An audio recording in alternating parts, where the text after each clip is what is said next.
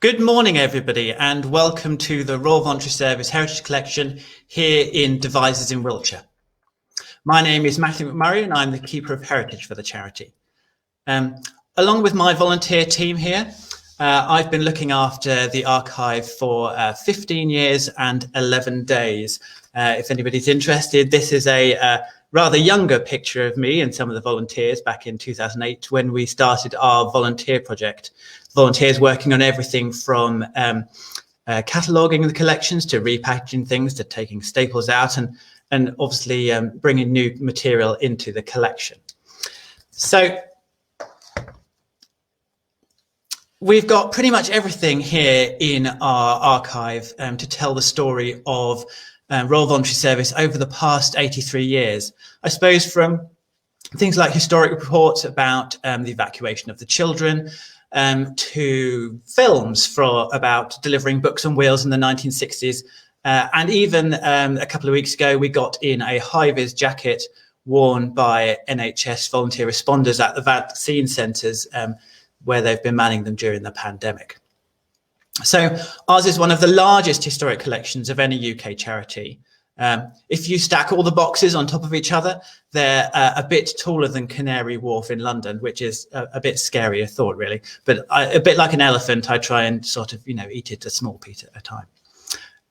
Unfortunately, we don't have our own museum that you can visit, but, it's a long-term aspiration of ours. But what we do is we answer hundreds of inquiries from members of the public every year. So if we get to the end of the session and you suddenly think, oh, I really want to know this, you're more than welcome to send us in an inquiry, and either myself or one of the volunteers will get back to you, hopefully, with an answer. So this session should last us about an hour, and it will be in two halves. So first, I'm going to give you a really brief introduction to the origins of Royal Voluntary Service, and then share some stories about our wartime work. And then, given today's Armistice Day, we're going to reflect on those volunteers who lost their lives as a result of enemy action during the Second World War. The second half will then be devoted to your questions. So feel free as we're going to type them into the comments. And my very glamorous assistant, who is somewhere off in the ether, called Melissa, is going to collate them. And then she's going to join us in about half an hour's time to ask those questions on your behalf. So hopefully we should end this session about 5 to 11. Now, we're going to, because today's Armistice Day, we'll be pausing the virtual village hall with the rest of the nation to take part in that 2-minute silence at 11 o'clock. And hopefully you should be able to, for example, join the Royal British Legion at 11 o'clock on Facebook. But also, there should be a useful timetable somewhere of other events that are happening on radio and TV throughout the next few days. So, without further ado, I am going to begin. So, I suppose we ought to start with talking about how the charity was formed and founded. So I think the first thing to say is that we haven't always been a charity. In fact, it's kind of rather obscure as to what we really were until 30 years ago when we did become a registered charity. At the beginning in our founding, we were beholden to the Home Office. Our chairman was chosen by the Home Secretary, and we received all our funding from them. I mean, that is not the case now. We're an independent charity. But we weren't a government department. So, and we also, mostly worked at the direction of local authorities in local towns and cities and villages across the country. So I suppose you could think of us kind of like a modern Quango, but the volunteers always like to think of themselves as being part of a Crown service. Also, we haven't always been known as Royal Voluntary Service. Many of you might know us better as WRVS, the pioneers and deliverers of millions of meals on wheels throughout the 20th century. But back in 1938, when we were founded, we were called the Women's Voluntary Services for Air Raid Precautions, or just WVS for short. So like a tin of Ronseal paint, we kind of did exactly what it said in the tin. Our initial purpose was to recruit 30,000 women to help fill gaps in the air raid precaution services should war ever come. It was expected that any war would start with a mass aerial bombardment. So just like the Nazis' bombing of the town of Guernica in the Spanish Civil War, which is stunningly represented by that Picasso painting. So the Women's Voluntary Service's job was to recruit those women into air raid precaution services. So not only were we recruiting like air raid wardens and fire watchers, imagine Mr. Hodges from Dad's Army, but we were also recruiting ambulance drivers to drive ambulances, both in the blackout and during the day. But a lot of women, didn't drive in the 1930s. And so quite a lot of WVS members learned how to drive specifically so they could drive ambulances during the war.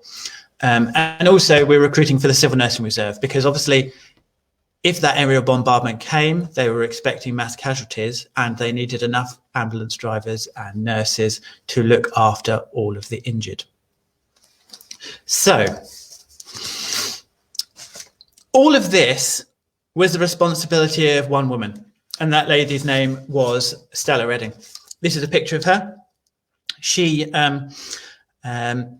She was asked by the Home Secretary in 1938 to start this organisation, principally because in 1937, I think after the bombing of Guernica, the government were, acutely aware that if war ever came, you'd need women to really help fill gaps left by men who went off to fight.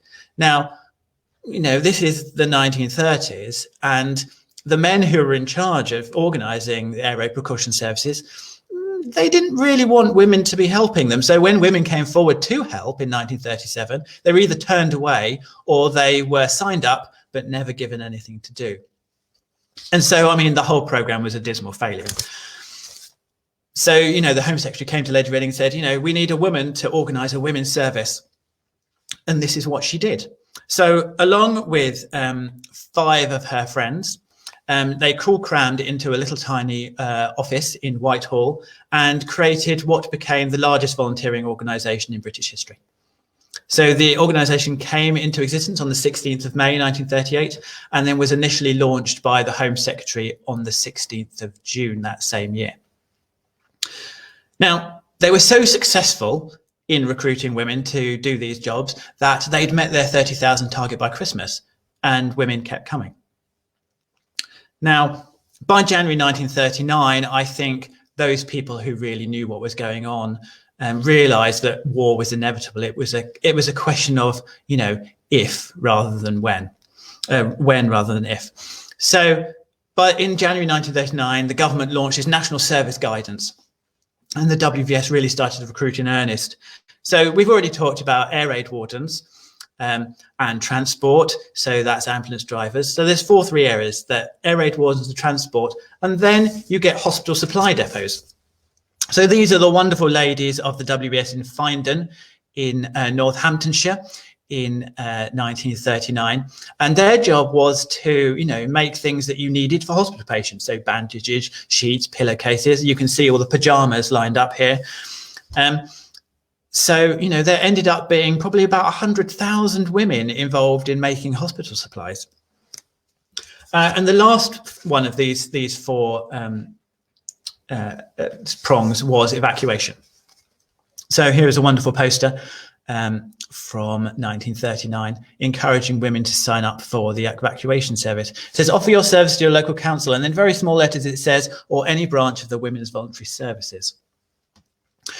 So in all, the WVS managed to recruit 100,000 women to make preparations for the evacuation.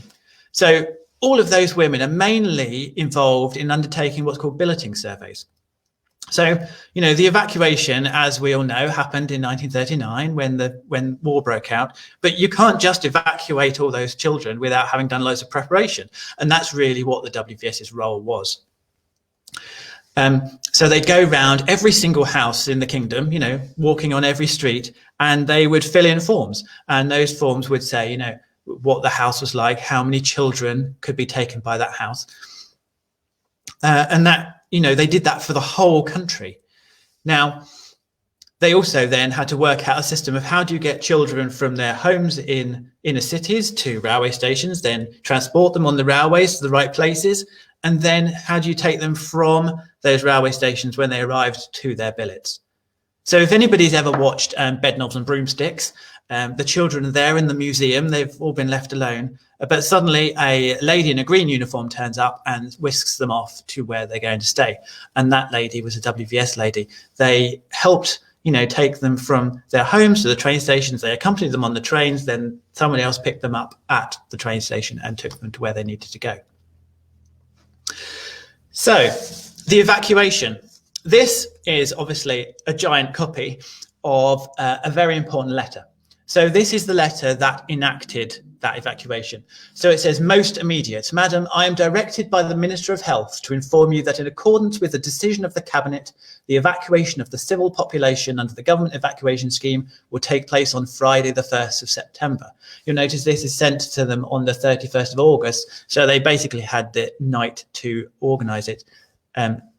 Friday, 1st September is written in by hand because they'd obviously prepared this letter earlier, but didn't know exactly when they were going to send it. It says, "And local authorities have been so informed.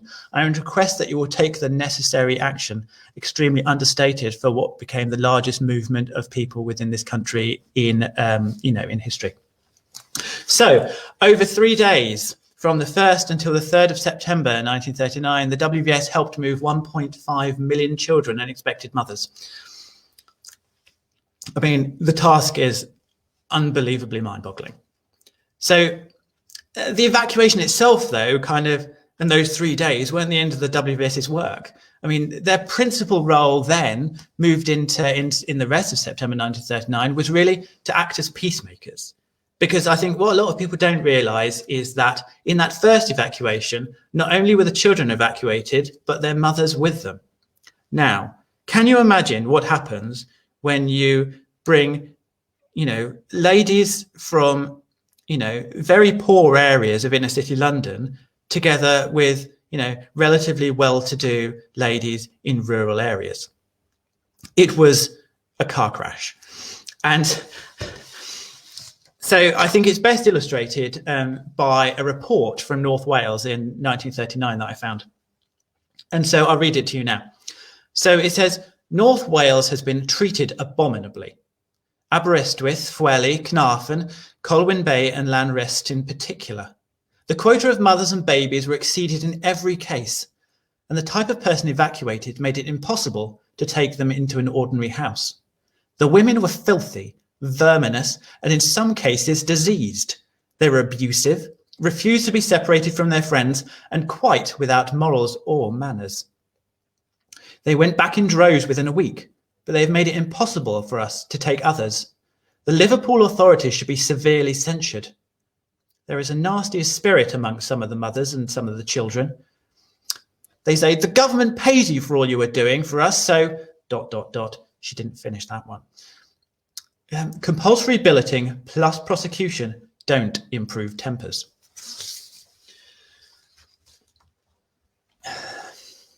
So, this disparity in circumstances, I mean, in this particular example, they happen to be Irish Catholics from Liverpool being mixed, obviously, with incredibly conservative Protestant people from North Wales, which, you can kind of get the impression from that extract. So the WVS would continue to look after all these children right to the end of the war. They would help clothe them, feed them. They looked after their general welfare. I got rung up by a lady the other day who just called to thank me because the WVS had helped her when, her billet wasn't very good and the people weren't treating her well. And the WVS lady, checked on her every week and made sure that she got taken out of there and taken to somewhere else. It was really affecting how much these women of the WVS, helped and, soothed people's lives. So we've got to the beginning of the war. No bombs are falling from the sky. It's what they then called the phony war. And, more women are still joining up. And, you know, Stella Redding once called the WBS the handmaidens of the local authority. And the local authorities kept going, oh, well, could you do this? And could you do this? And, you know, the WBS was famous for never saying no. You know, they're inexorably drawn into more and more tasks. So, you know, then as the phony war, you know, turns into a hot one, as the Blitz starts in January, you know, early in 1940, and then the British Expeditionary Force in France gets routed, and you have the evacuation of Dunkirk, you know, members of the WBS are still growing and they need things to do. So what are they doing? You know, in the Blitz, they've set up rest centres. So, you know, church halls where people who've been bombed out of their house can go and get some first aid and respite and a warm meal and maybe some clothes. They're operating mobile canteens, just like this one. So these mobile canteens are principally designed to help you know, firemen and other civil defence forces who are, you know, fighting the Blitz, fighting the fires and things after the Blitz, and helping to, you know, demolish unsafe buildings, etc. But they also ended up very much helping civilians in air raid shelters and things in cities as well. You know, the WBS became the official sock darners to the army. Another thing they did was they collected salvage. So almost all the salvage collected in Great Britain during the war outside of towns and cities was done by WBS ladies. Even in some of the cities, they would set up dumps where people could go and put their things. So these ladies happened to be collecting aluminium. Obviously, the primary purpose of that is to build planes, Spitfires mainly. But they also were collecting things like oily rags to help light furnaces in factories, bones for fertilizer, pig food, you know, scraps of food to feed pigs. But perhaps the biggest thing they collected was paper. Now you might think, what do you need paper for in a war? Well, you know, it's you think, oh, well, you know, is it for newspapers or propaganda, or do they need them to print loads and millions of ration books? No, actually, the principal use of paper in the war is munitions. So if anybody knows how a bullet is constructed, there's a cartridge at the back with black powder in it, but that has paper wadding in it. So if the ladies of the WBS hadn't been going around collecting paper, those soldiers on D-Day wouldn't have had any bullets to use. What do you need to do for a war? You need lots of money. And WBS ladies were responsible for going around collecting national savings to pay for the war. This trailer on it, it says, there's a bulldog and it says, more ships, come on, war savings. So these ladies were going around in groups with their trailers, you know, in every town and city in the country, collecting money to help pay for the war. Then finally, in this set of pictures, I've got camouflage netting.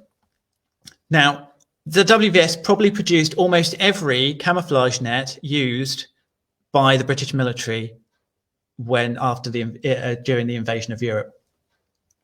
So there's a wonderful story that I found in a report once.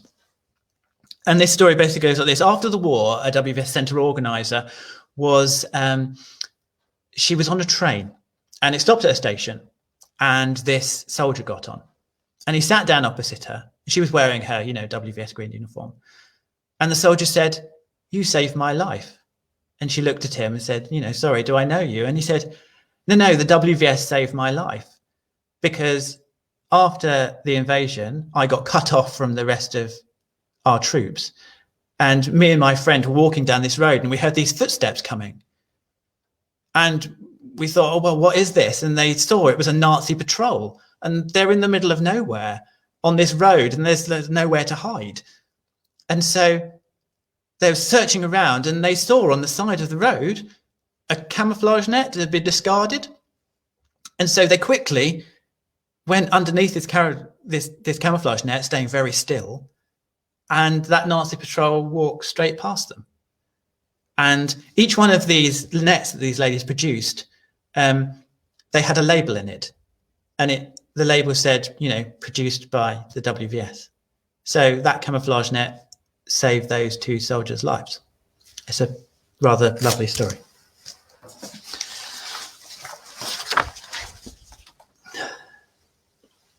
So in all, they were really involved in, look, this is a big list.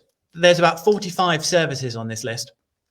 And these are kind of the official ones, but they did lots of other things that, they weren't supposed to do, or, they just felt they could. Like, for example, they helped to find wedding dresses for GI brides at the end of the war. Or as in Sussex, for which they got really told off about, they made Molotov cocktails for the Home Guard. The WBS wasn't supposed to be involved in any kind of, military style action because of an arrangement we had with the American Red Cross for distribution of clothing and food. To go into any more of these in any detail, we'd be here a week.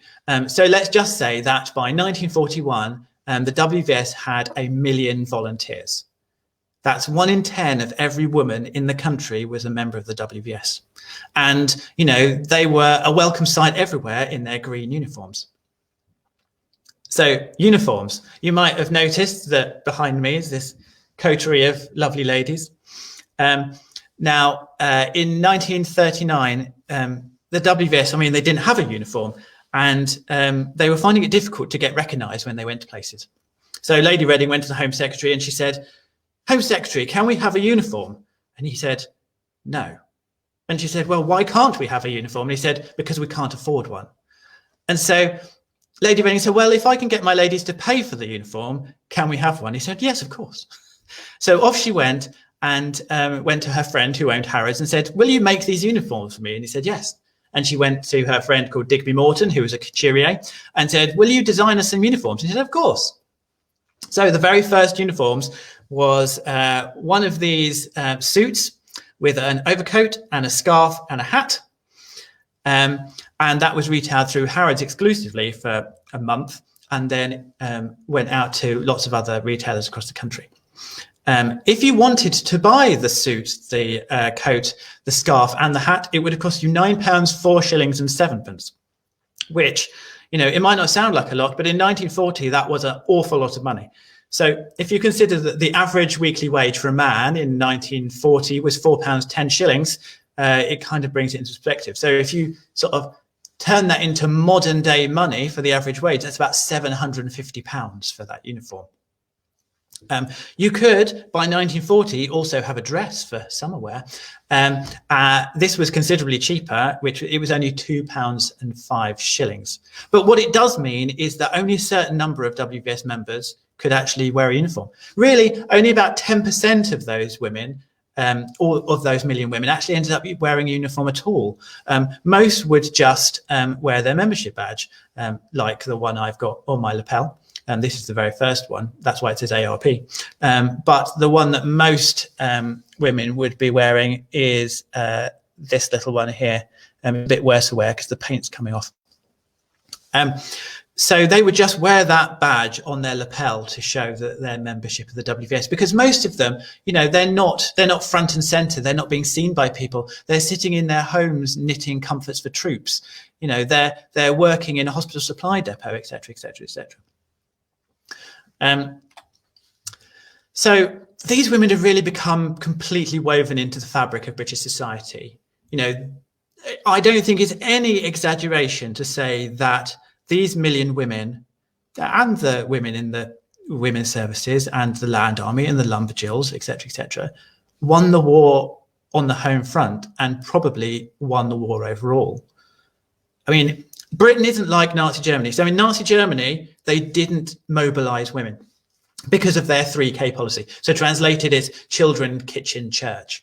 Really, the women in Nazi Germany their sole role is to bring up the next generation of Hitler's master race. So all these wonderful women are doing, amazing things. Lady Reading, again, I quote her a lot, said, the success of WVS is not made by the genius of one, but by the faithfulness of the many. Each woman is playing her tiny part in that war effort. When all those parts are added together, 1 million times over, that creates this amazing whole. But I think every society needs heroes. someone to look up to, someone's example to follow, someone to inspire others. And, you know, there were lots of WVS people who were, you know, did amazing things. But 6 of the members of the WVS were awarded the George Medal for Bravery. And one of those was a lady called Grace Rattenbury. Now, this is a cartoon done by a cartoonist called David Langdon, partly based on Grace Rattenbury's story. So it says, "It isn't raining, is it?" as bombs are falling from the sky, and she's carrying on regardless. And the man in the little hut is looking very worried. So Grace's story is, you know, a slightly remarkable one. So, you know, she was just an ordinary WVS member in South London. But her story is captured in this extract from Charles Graves' Women Agree, and I'll just read it to you now. So it said, "An urgent request had arrived from Bermondsey for blankets. Although it was her Sunday off, she agreed to have to go, leaving at 5 p.m. in the WVS van. On arrival at Bermondsey, Miss Rattenbury found that the docks were still alight, and she was immediately enrolled to do whatever was possible. First, she was sent to a block of flats, which was almost completely cut off by flames and were being hastily evacuated. After that, she drove all night through burning streets with bombs constantly dropping, bringing back not only the families of fleeing people to safer zones, but firemen who had been injured in fighting the flames.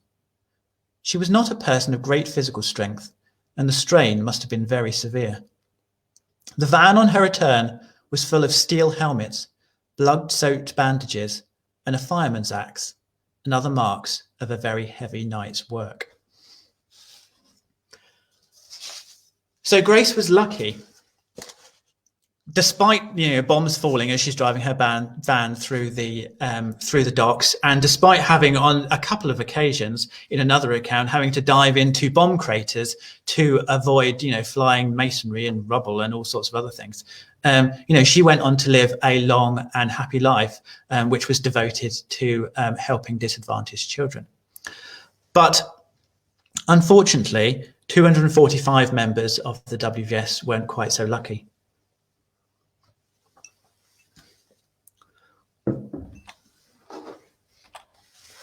Now, I'm just going to have to rearrange my desk a bit. So this is a copy of the WVS Roll of Honour. So on the outside, this looks exactly the same as the one which is held in Westminster Abbey and is on display all the time. So it was created just after the war by a lady called Claire Evans, and she was the centre organiser for Camberwell, but also an incredibly talented illuminated manuscript maker. So this is bound in Morocco leather with all tooled gilding on it. This copy is a black and white one, but hopefully you can see that how amazing it is. I've got a colour print of this. Now, what you can't see on here is that the whole of this has gilded highlights, and when the sun glints off it, it's utterly beautiful. So this book, as I said, includes the names of all 245 members of the WVS who died during the Second World War. And in it, it says, you know, their name, what their job was, where they were, where they worked, and the date on which they died and how they died.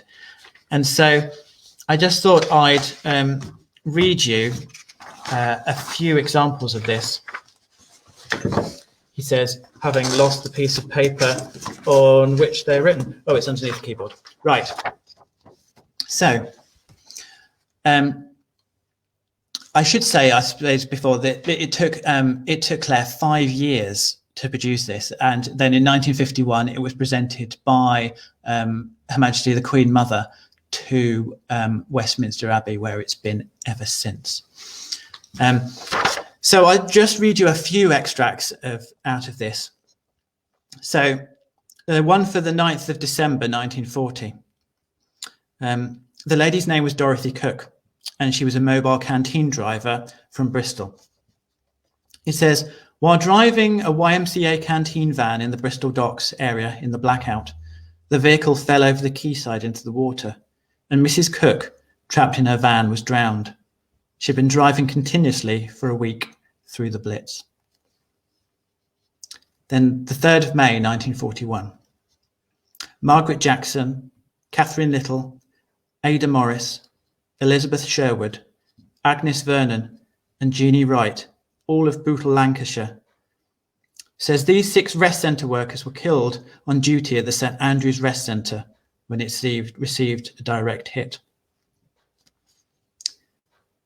Then the final entry that I've got that I thought I'd read out to you is from the 11th of September 1940. This is for Marjorie Brookman of Deptford in London. It says, Central Hall, Deptford received a direct hit while she was delivering wool to a knitting party. She was not killed outright, but with many others of the party was trapped by falling masonry. She tried to direct the rescuers, one of whom received the George Cross, but no one was rescued alive.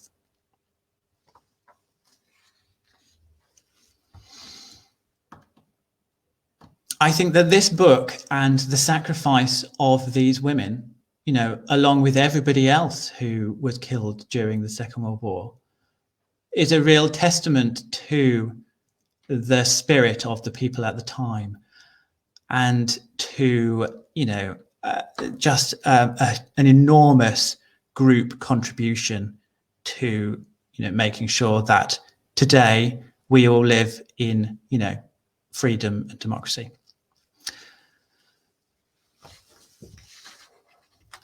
So that very much brings me to the end of my initial talk section, and I'm hoping that by the magic of modern technology that my colleague Melissa will be able to join me magically like this. Hello. Just like that. Hi, Matthew. Hello. That was incredible. Thank you so much. That was so interesting.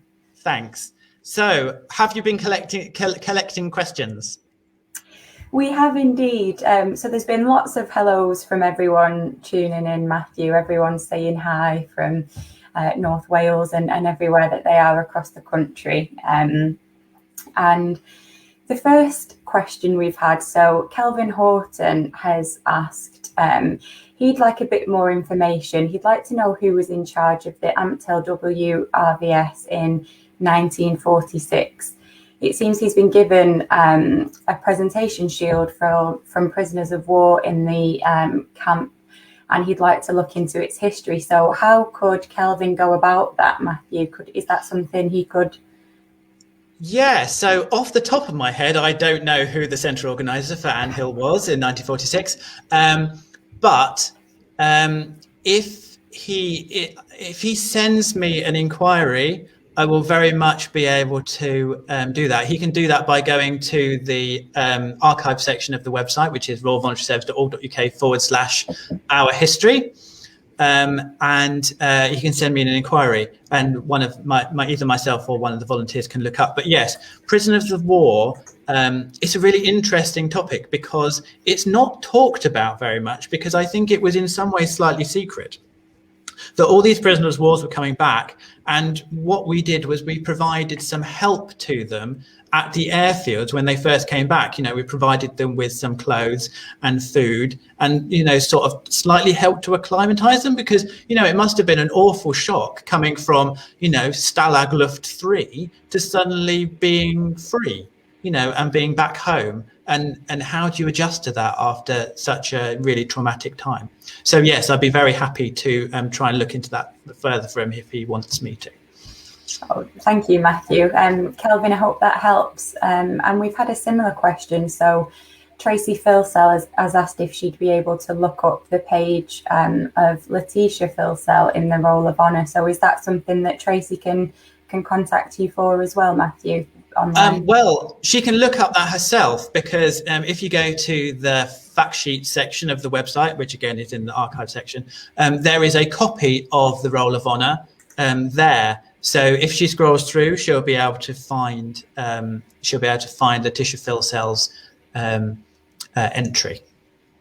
Oh, thank you. And I think we've had a similar question from Rachel Thompson. So Rachel, I hope that answers your question. She was asking you, Matthew, if she can access the Roll of Honour online. So yes, you absolutely can. So keep the questions coming.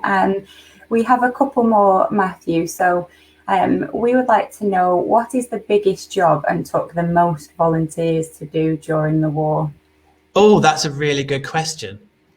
And bear with me for 2 seconds, because someone asked me a relatively similar question the other day, and I think the piece of paper with the answer is on my desk. Hang on. Oh, brilliant. Oh, right. So this happens to be a printout of statistics from February 1942. So then the largest number of volunteers, which is 213,196. So that's about 21% of the volunteers. They're working in hospital supplies and work parties. So, the making of pajamas and things, but also work parties by that time would include, making comforts for troops. So knitting socks and scarves and gloves and hats for people like merchant seamen, or knitting jungle jerseys for those people who are in the Far East, or helping to resize or mend clothes which are coming in to help clothe evacuees. But everything is slightly of a muchness. So you've got 14% are working in canteens. By this time, 10%, 111,000 people are still working on evacuation in 1942. 8% are working in rest centres, 1% are working in salvage, 12% are working in ARP, wardens and stuff like this. 3.7% are working as what we call the volunteer carpool. So they're using their own cars to help transport people back and forth for things. 5.3% are nursing auxiliaries, 1.7% are hospital workers. So a lot of people don't realise that actually before we did hospital canteens, like we still do today, that happened in 1949, we were providing workers to help do things like peeling vegetables or washing floors, because, hospitals found it difficult to get labour, and we'd help do those shortages. And only 1.5%, so that's 16,000 people, are actually working in a kind of executive capacity. So, helping to run the centres and administer it all.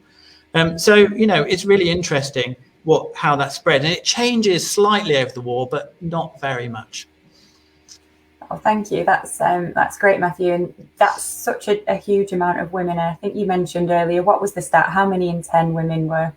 So so if you've got a million volunteers in 1941, that's basically 1 in 10, 1 in 11 of all the women in the country. So imagine 10 people. I'm sure everybody knows at least 10 people. One of those is going to be a WVS member during the Second World War.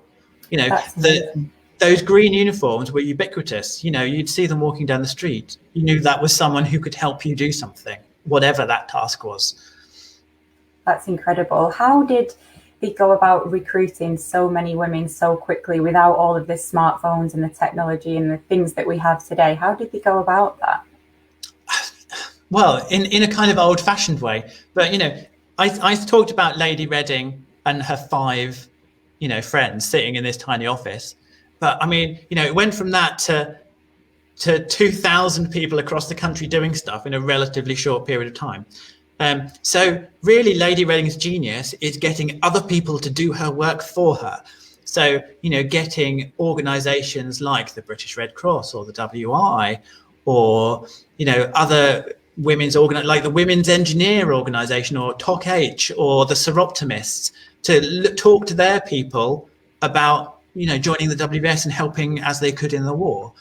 But she also, spent, she did like 1,000 miles a week traveling around country, giving talks to these massive town halls full of women who would flock to see her.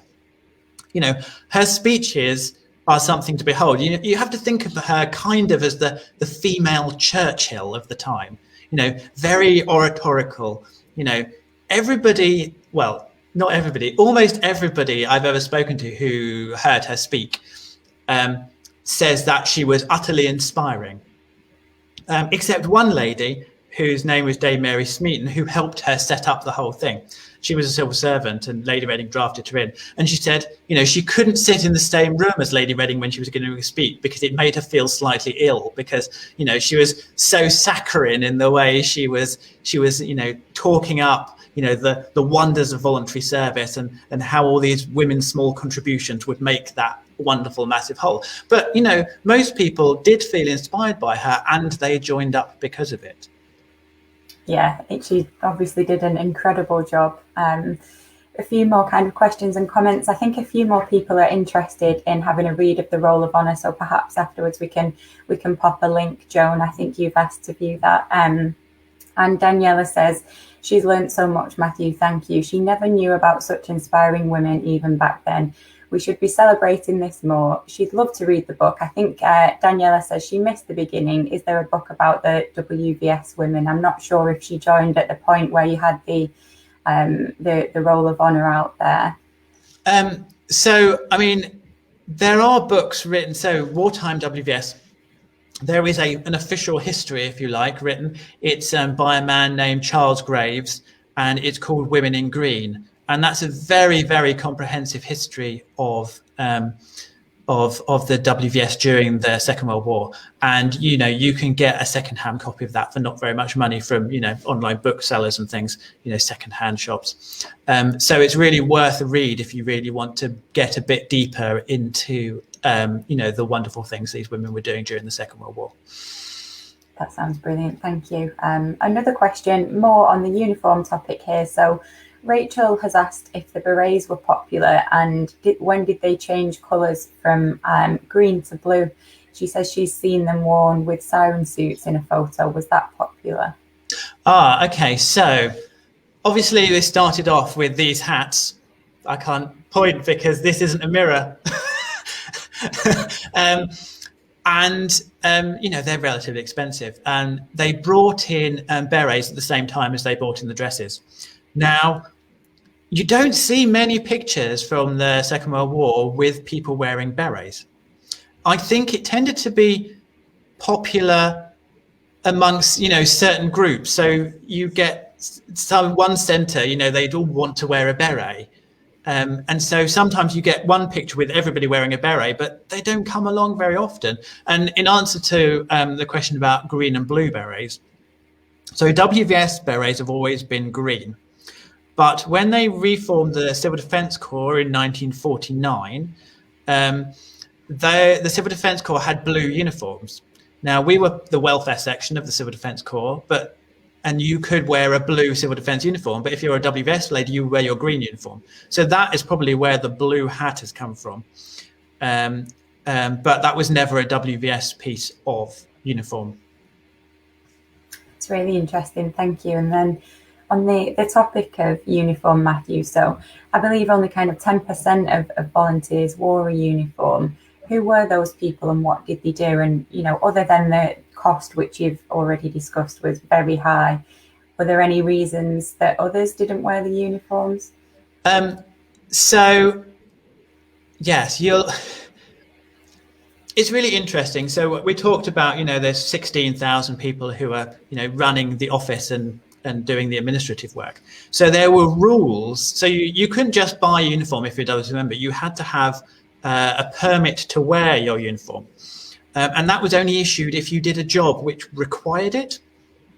So, and that would be a public facing job. So for example, you would require to wear a WVS uniform if you were a centre organiser or someone who is, the organiser for salvage, say, or evacuation. And then you would also be required to wear a uniform if you're working on a canteen, so you're being seen by people.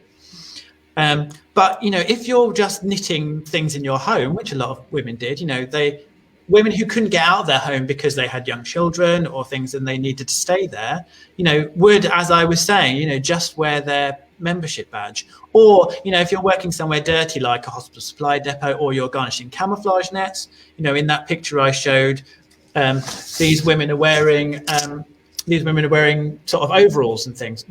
and you could get a WVS overall, which wasn't outrageously expensive. And I certainly know that, women who were working in work parties and knitting groups and things, making clothes, tended to wear overalls. So yes, if you didn't need to wear a uniform and you couldn't afford one, then there was no need. And also, you've got to remember that to have a uniform, you've got to use your coupons as the war progresses. So your uniform would suddenly become one of the few items of clothing you wore. But a lot of these WVS ladies dedicated their entire selves to the cause. So in the Roll of Honour, for example, there is an entry for a lady, and the reason for her death just says excessive war work. She worked herself to death to defeat Hitler. I think, it's amazing. Truly incredible. That's really amazing. And then, do you have, Matthew, any, favourite stories that you've uncovered from the archive? I think that one I said about the camouflage netting is one of my favourites. Obviously, I'm talking just about the war here, and the stuff we did carried on afterwards and is still going on today. So there's 2 million documents of amazing stories in the archive. Another one which kind of comes to mind though is we did a lot of work for troops during the war, so looking after their comforts. And so, for example, we used to collect magazines together to send them so they could have them in the club, so they got less bored, because frankly they spent a lot of time sitting around until 1944. And some of these troops were out in those Napoleonic fortresses out in the Solent, the ones on stilts and things. And some ladies went out in a rowboat to take magazines to these soldiers in these forts. And they rowed out there, and then they rowed back, except they hadn't really judged the tide very well, and they got stuck on a sandbank in the middle of the Solent. Oh, no. And then had to spend the entire night in the rowboat until the tide came back in and they could get back off again. Oh my gosh. Yeah, that can't have been a very pleasant night. I think it was in sort of June or July, so hopefully it wasn't too bad. But it's just the lengths they go to try and make people's lives a bit better. Yeah, I bet you've seen so many incredible stories, haven't you? There must be too many to Yeah, I mean, and I've probably read maybe 2 or 3% of the whole collection in the last 15 years. So, there's so many stories left to be uncovered within the collection. And I just love kind of sharing all these moments with people and trying to inspire them, to take these women's examples and try and volunteer themselves or make a difference in their community now. The pandemic has kind of brought back this kind of community spirit and that maybe was a little bit lost, and really focus people's minds on how they can contribute. So, this is an archive about ordinary people. It's about how ordinary people make contributions to their communities, and how those communities have thrived and prospered because of the genius, the faithfulness of the many. Yeah, absolutely. We've probably got time for one more question. So I think there's probably a lot of foodies on the virtual village hall who might also be wondering, what kind of food did the volunteers serve in the mobile canteens? Oh, so obviously tea, but it depends where you are. So the food that is going on the mobile canteens is actually not on ration, which is really interesting, along with things that went in like British restaurants, for example. So you could get a really cheap, good meal and not use up your coupons. So I have a day book for a mobile canteen in Glasgow. And they used to get their food. They used to take it to the docks to feed dock workers. And they got their food from local factories and hotels and things. And there was a distinct, the quality of the food varied greatly, but they would provide things like sandwiches, which were not popular at all, because by the time they got to the docks, they'd kind of be curling at the edges. But soup was really popular, and also, things like rock cakes And just something to, after a hard day of working on the docks, you just need something hot, wet, and slightly sugary. So it's anything and everything they could get their hands on at the time. And with rationing, that was always quite difficult. Yeah, I can imagine. That's brilliant. Thank you. Do you want to do one more, Matthew, or? No, we're getting quite close to our time, aren't we? Yeah. Okay. Maybe we should wrap up. But there's just been some really lovely thank you messages, Matthew. So Tracy said extremely interesting, and terrific knowledge shared with us. Thank you. And then lots of lovely other thank yous from Janice and Alison. So thank you for your time today, Matthew. It's all been incredibly interesting and really fascinating. Well, thank you everybody for listening, and I hope you have a very good rest of your day. So thanks very much, and goodbye everybody.